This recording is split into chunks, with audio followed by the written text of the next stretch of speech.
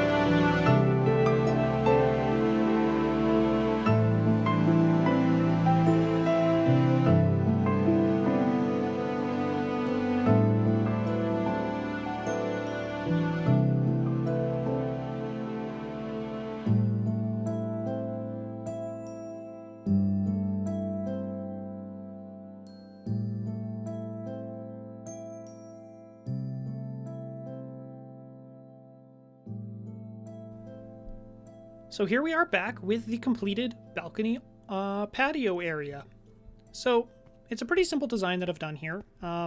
This is going to be very reminiscent of when I get to the docks, this column setup with the stone brick walls and bricks. I just really like how the design looks because it kind of transitions the wood into the stone foot a little nicer. And then this undersection, I've just kind of bushed it up a bit and hung some lanterns for some extra details, trapdoors to create banding.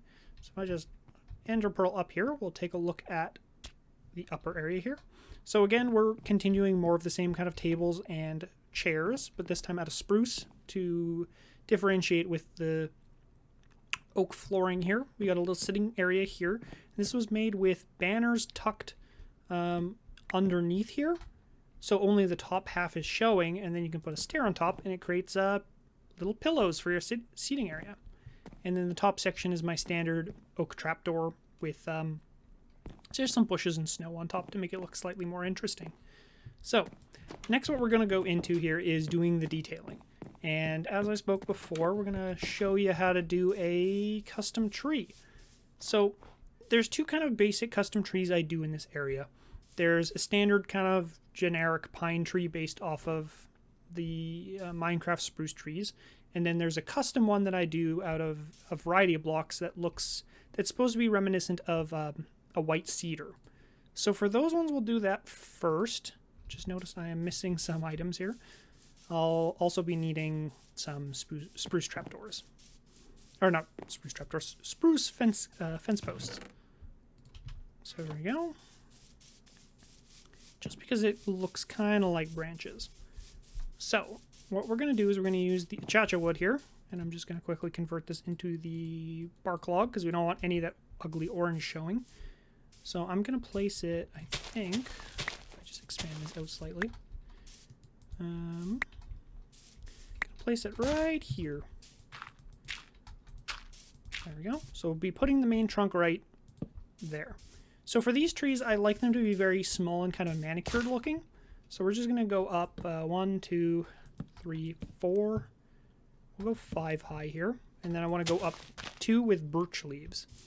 And then we're just going to pull this down the sides here to create kind of this plus shape. So this looks like you see in front of a house. That's the, like I said, the very manicured kind of cone-shaped pines. But what I'd like to do here, just to rough it up a little bit, is I'll poke out the birch in a couple areas here. So we'll go like here and here. And I'll just move it to the side. So it's just right next to where the hole was. Actually, I should probably move this one up. Oop. Doing that wrong. Like that and like that. And then what I'll do is I'll take the fences and just tuck them into those spots to make it look like exposed branches. And then the last step I'll do here is take some snow layers and just toss them on top of the tree here to make it look like the snow's kind of fallen onto the branches. I mean, when it snows again in the game, you'll also get this effect, but this kind of really helps out. So there we go. Yeah. And then next I'll show you the spruce tree. So if we just go ahead and grow a vanilla spruce tree here. This wants to cooperate. So there we go. So this is the vanilla spruce tree. So the main issue this tree has is it looks fine and they're easy to grow, but it looks too regular. If you look at a normal pine tree in real life, they're very rarely, unless they're like one of these ones that's actually like cut and trimmed nicely out of a larger tree to make it more uniform shape, they're very irregular. There's lots of patchy pieces, there's branches showing in random places. They're very hardy trees, but they're not the most pretty to look at. So what we're going to do here to kind of copy that design, so we're going to go ahead with just the regular spruce logs and spruce leaves. So same material. You can even just use shears to take the leaves and then rebuild it on the same trunk if you want. But what I'll do here is I'll go up 1, 2, 3, 4, 5, 6, 7. Because I do want this tree to be slightly taller than normal. Actually, we'll go 8. So from there, we want to then go up a bit higher to create that kind of classic point on the top. So I usually go up 3. 3 to 4 is usually a good number. You don't want it to be more than, I'd say, half the height of the trunk. So like if this thing's 8 tall, I wouldn't go more than 4. And then what I'm going to start doing is I'm going to start stair-stepping downwards like this. So we'll go like that, go down like that, and just kind of create a natural spiral. So go like that. And then what I'll also do is I'll stick one on, actually let's go 4, so I can start that higher up. I'll also be sticking ones above me as well to create this kind of almost double helix design, if that makes sense. Because the idea is there's going to be multiple sets of branches kind of spiraling down here. That's causing the look of the tree. And don't be afraid to also like raise sections up like that and do some other variation. Because it can help a lot with, we'll do that actually, helping the tree kind of come together here. Do that. And we'll go down even further here. Keep going with the spiral above me as well. Just like I said, make sure it's nice and patchy, but it creates kind of a spiral shape. And then once you get low enough down, you can just hop down and do the rest of it from the ground.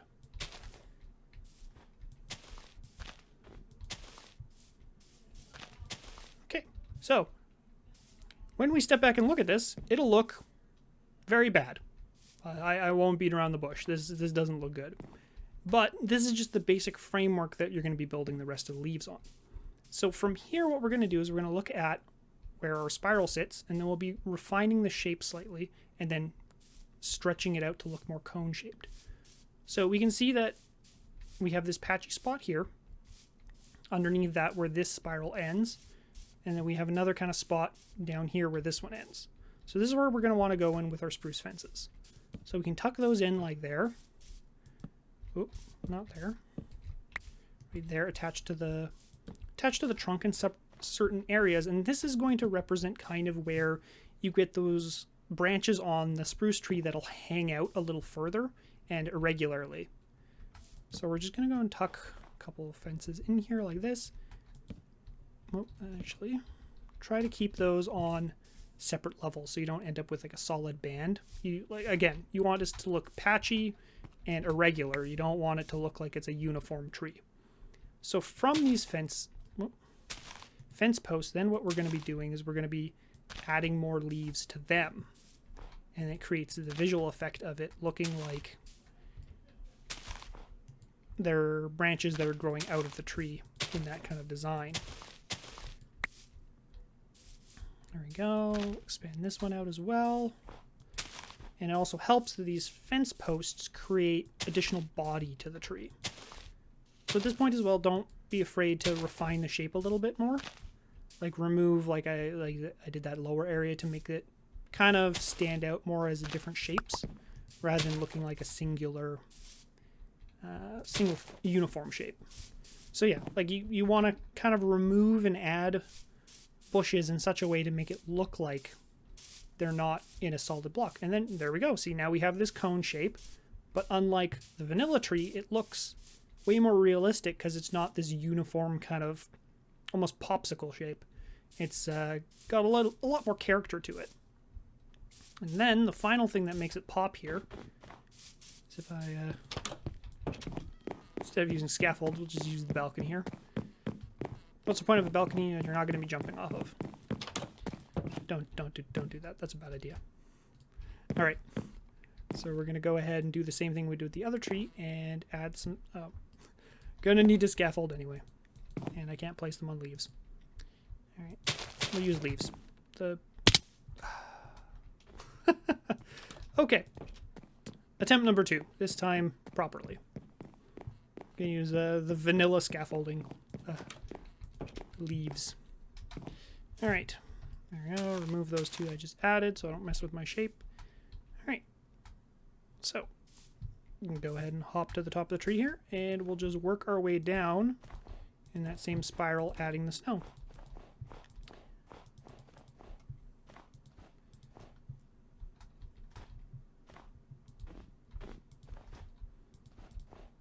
And make sure to tuck it in places like this. Even though natural snowfall won't end up in that area, you'll see it when you look at real life pine trees that some snow will actually end up in the branches that are covered by other branches above them.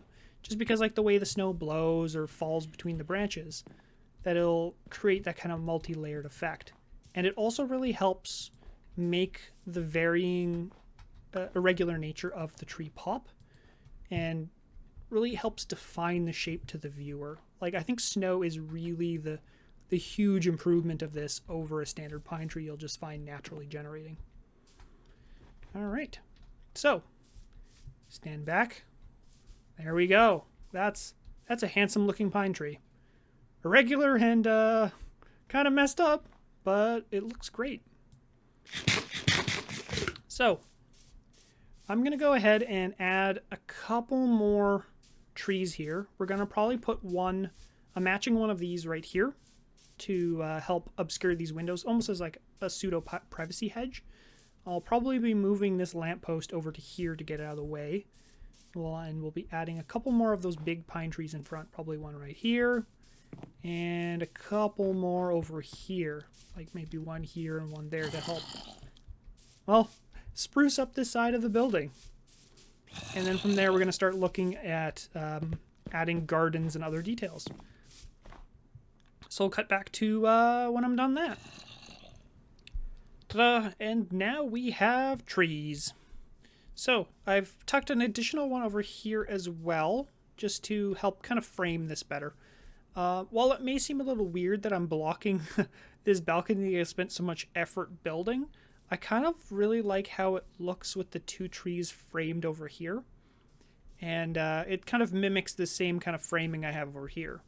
And then this one was to create a better atmosphere coming in from over here with this tree kind of in the way. It helps kind of inform the idea of where the path is supposed to go. Another really interesting thing I'm going to talk about here briefly is the idea of freeform paths. And the idea that, yeah, you can lay in some rough paths like this, but keep mental note of where you naturally walk when you're playing the game. And it helps you create paths that make a more natural and, not logical, but more understandable kind of layout for you. So let's go ahead and grab some oak wood here, because I'm going to go ahead and add a couple of those right now, I think, as we detail the area in front of the inn here. So the major one that I've noticed while I've been doing all my building here is I keep going to the storage area over here. And how I've been doing it is, instead of walking around the front here, up the entrance of the inn, and then around to where the beds are, I've just been walking diagonally from this door straight across to here. So what I'm going to do here is I'm going to pull out this jack-o'-lantern and just kind of shuffle it over, I think, to here. Shuffle it over here. Put that there. Grass, grass, grass. Carpet on top to hide it. Let's clean up the snow because it's going to melt anyway. All right, and then I'm going to go and just kind of rough in a path that goes right here, because this is the way I've been walking the whole time. And once again, it goes between these two trees I have here, creating kind of this logical place for the pathway to sit. And then the last thing I'm going to do here is I'm just going to clear out this section here. And I also got to remove the bottom layer, because it does bug me a lot when there's you can see the edge of the dirt, because the pathway is just slightly shorter than a full block. There we go. That tidies that up a fair bit better. Okay, so now that we have an idea of where our paths are going to be, let's start talking about how to break this up in a kind of reasonable manner. So the trees are in, and I like to go in size of scale. So largest features, second largest features, and then down from there. So the next thing I want to do is put in kind of these little baby saplings. And I just do them real simply here. I just put them in as it's just a fence post, and then just 2 spruce bushes on top. And they create these tiny little almost sapling trees. So we're going to put one there. I'm going to put one over here just to fill in space. That area seems full enough as it is. So we'll put another one here just to kind of bulk that up a bit and create kind of a natural barrier between this walkway and this path here.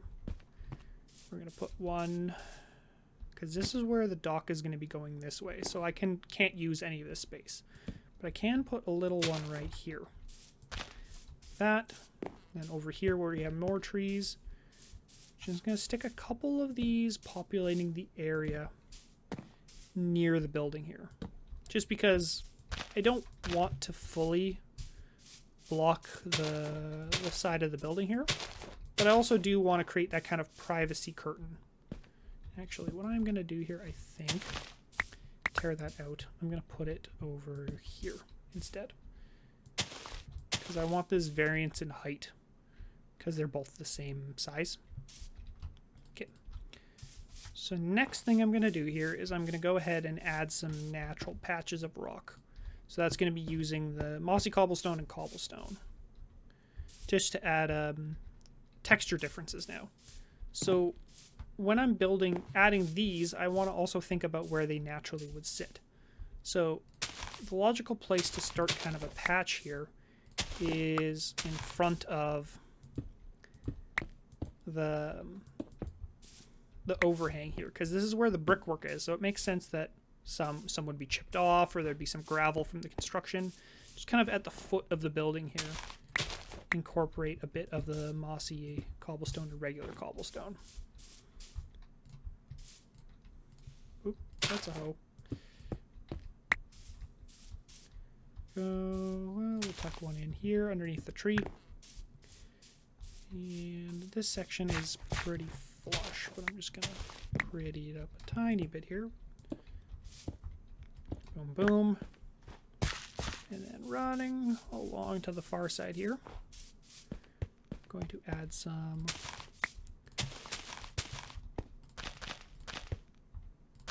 kind of over here and fill that in. I don't want it to be completely like a solid block or a chunk, but I do want it to look somewhat natural. Okay. Mossy cobble to blend it in a bit.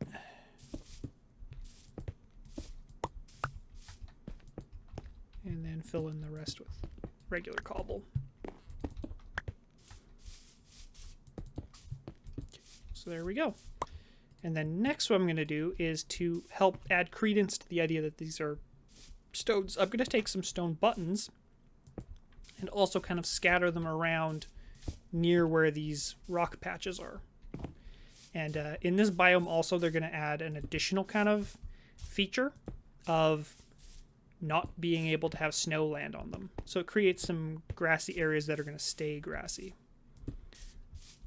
So there we go. We'll put that there and there.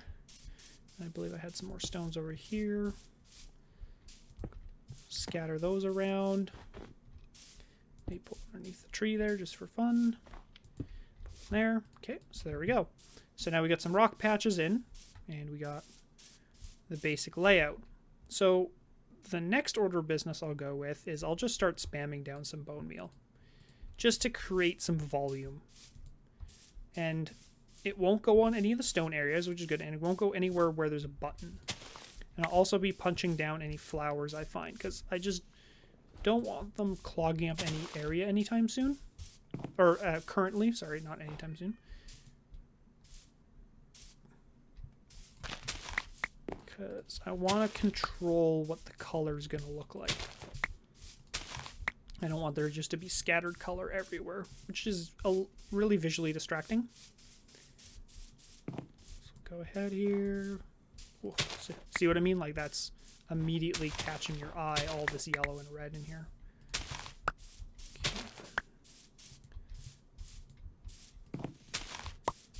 Okay.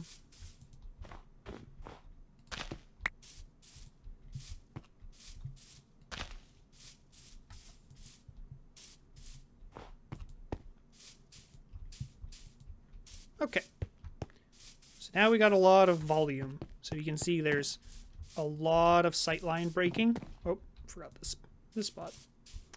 So yeah, so now if we look at this from a distance, you can see there's a lot of sightline broken up here, which is good. That's what we're going for here. The issue now is that it looks too busy. So now what we're going to do is we're going to go in with the next step, which is adding snow. And this is also something I slightly had while I was off camera there for a second, is I did wait AFK for a while for it to snow, so we can see where the snow is naturally going to fall, where there's a light level low enough that the jack-o'-lanterns underneath the carpet here won't melt it. So what I'm going to do is I'm going to go ahead and remove some bushes and add some more snow in kind of areas that make sense here. So we'll add some snow here, and then I'm also going to add some 2 high snow patches here to just kind of bulk it up, make the snow look slightly more, more, not meaningful, but more dense, to make it look like it has actually, like, one thing I do like to do is piling up the snow underneath the trees here to make it look like it's blown up against the trunk. So yeah, so that like, looks like the wind's kind of, the snow's kind of blown it up this drift here, which we're also going to build up on this. Actually, I don't think that's going to work because that's going to be there's a jack-o'-lantern block there. We'll do it like that. I think that should be far enough away. So yeah, so now we got a bit more shape going on here.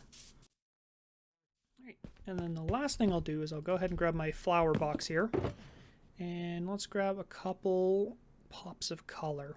The main ones I do like to use are the sweet berries, the lilacs, and the blue orchids. They work well with the theme that I'm going for here, and they also are gentler colors, whereas ones like the tulips, the dandelions, stuff like that are a lot more aggressive looking. So, oh, the azure blutes are also great. So what I think I'm going to do is, so this walkway looks pretty rough and natural. And we do have the berry bushes and the lilacs there, so I'm not going to use them. What I think I'm going to do here is we're just going to go in with a couple of these azure bluets. We're just going to dot a couple along the path here, just to make it look like they were planted there, but they're not, like, being super cared for. Like, they're just kind of natural wildflowers that have grown along the path. Then what we're also going to do is we're going to look for a complementary color of a similar size. So for that, I think we're going to go with the lily of the valley here. So we're going to go ahead and add one there. Maybe tuck one over here. So there we go. So that draws attention to where the path is here and helps kind of tie in the snow and the grass, but it doesn't remove from the focal point that is the front of the building there. So we're going to go ahead and do a similar thing over here, but for this one, there's just the berry bushes. So I'm going to go ahead and add some more of these lilacs here, just as an additional pop. And I will use, I think, a couple of these pink tulips as well to create a variance of height, even though they're the same color. So like what we would do is we'd go ahead and put like a lilac there, put a tulip near it, which, like I said, they match in color and tone, but they're a different size. So they add this variance of height that helps catch the eye as well. Put that there, tulip there. Go ahead and put a lilac over here next to that too tall bush. Then last one I think we're going to put right here behind that. And let's put a tulip over there. So there we go. And I think the final step I'm going to do here is add some white tulips as well. I only got 2 white tulips left. Make them count. To, again, tie in the snow and the tulips to this variance of height as well with the lilac. Go ahead and put one there. And we're going to put one there. So there we go. So it's just a couple of flowers to make the color pop, some grass to create some volume, and then the trees to create the big focal points to center your view on certain parts of the building. And that's how I incorporate a building into the landscaping here. So what I will do here, quickly break that. And we're going to go sleep quickly, because the next part is going to involve me having to deal with probably some mobs. Okay, so I have a bunch of oak leaves here, and that's because we're going to be copying the leaf overhang we did on the opposite side, but on this side here. So, when I terraform this, I create these natural flat surfaces with the intent at that point to add bushes. So these are going to be really simply done. They're just kind of an L shape that dangles off the edge here. Like, nothing super elaborate or fancy. But they help show the ending point of where the cliff is and create visual interest from the lower portion. Okay, so go ahead and do that. And then I think the last one we're going to put is... Oh, can't put it there, because these are slabs. We have to find a... Oh, don't know how I managed to put that there. I'll get rid of that poor grass block. There, and... You know, I'm going to put one here as well, because it helps with the bush that's there. Maybe add another one there. Okay. Any more else? You know what? Let's also pile a couple just up against the wall here. Make this area look more overgrown here. Because you can also use bushes instead of too tall grass to create a volume as well. So, this is all rocks here, so I can't put them here. And I do want to keep that snow block. Actually, you know what? We can put one here. Just like that, I think. kind of in a zigzag pattern. Go. Then we're just going to dangle these down slightly.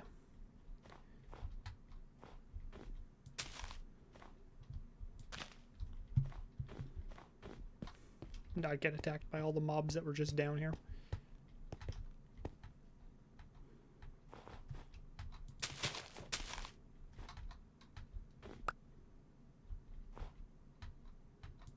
So make a zigzag one over here as well. Like that. Okay. Should be enough greenery here. And you know what, while I'm down here, let's bone meal a bit of the few dirt patches that are actually here in the sand, just to make them pop slightly more. I think that was actually the only one. Okay, so there we go. I'm gonna go out and see if I can get a better view out in the middle of the ocean here. It's a little difficult to see what you did from so close.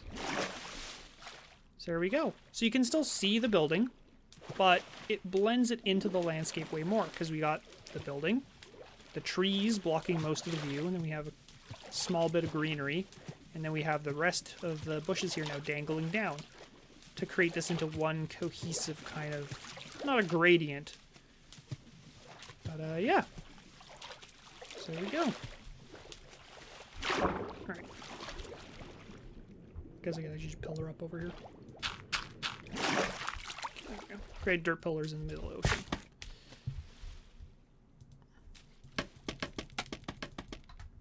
There we go.